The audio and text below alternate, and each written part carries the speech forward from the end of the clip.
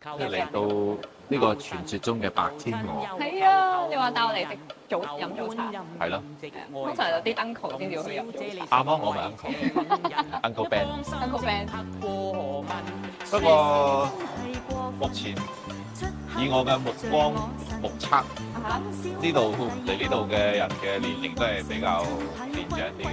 你當嗰個小朋友係邊個？所以我哋嚟呢度係啱。你睇下幾多長輩喺度。好想我同你擺埋一齊，我澄清你。睇下呢個人好似交贖金咁，大生意，安全 clear。飲早茶，其實我以前都唔係好飲早茶。不過啱㗎啦嚟咗你屋企之後，就會成日都飲早茶，搞到你一識。你屋企好中意飲茶？你唔中意飲茶咩？我屋企好少飲茶。係啊，所以我而家食嘅點心都係你屋企嘅呢個文化咯。係嘛？繼續，睇下你點鳩。好嘢，好鳩。我覺得我講得好好。佢屋企好中意去一間食潮州菜嘅，因為佢哋屋企個媽媽嗰邊，佢哋嗰個家鄉係潮州，係咪啊？係啊，所以佢哋就會食潮州嘅點心小食。都係其實飲茶都係一個即係聚會嘅地方嚟嘅。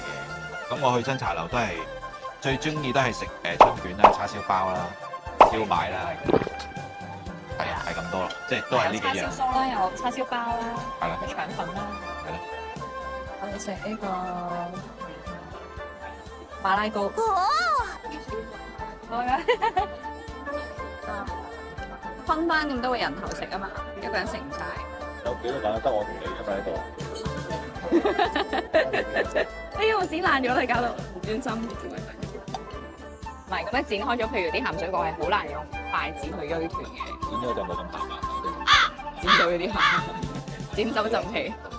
係啊。少喎。飲早茶有機會有，唔係呢個時間，講緊係上晝跑完步，8點零9點鐘見到我未飲早茶走去食。有試過嘅，嗰啲早茶就唔係未必一定係中式茶咯，可能係去食啲粥啊、自己腸粉啊嗰啲中式嘅地方，就唔係茶樓咯，係啊。如果唔係都好少機會會咁早噶，係啊。都會嘅，或者爭住唔俾錢啦。你俾啦。點啊？你啲公數又使晒啦又。白天鵝賓館係廣州最勁㗎啦。細個就聽過呢個名，係啊，好耐歷史添喎。啱啱開放改革之後，已經好似有呢個地方。好犀利，好想知。係咁。你知唔知廣州有幾多年歷史啊？我知你頭先做咗好多 research，係啊，同大家分享下。我去一個地方旅行，我好中意上網搜尋嗰啲資料嘅。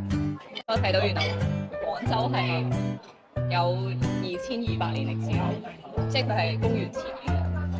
其中一個歷史最耐嘅一個係嶺南文化嘅。繼續，你慢慢我食嘢先。因為我今日喺度讀嗰陣咧，我係咁讀俾佢聽啦，佢完全就好似聽緊收音機咁，冇反應。唔係聽收音機都要俾反應嘅，雖然我係演員啫，聽收音機唔使咁樣聽。廣州係喺幾多200年前係全球最有錢嘅地方。唔係佢係其中一個全球最富裕嘅地方。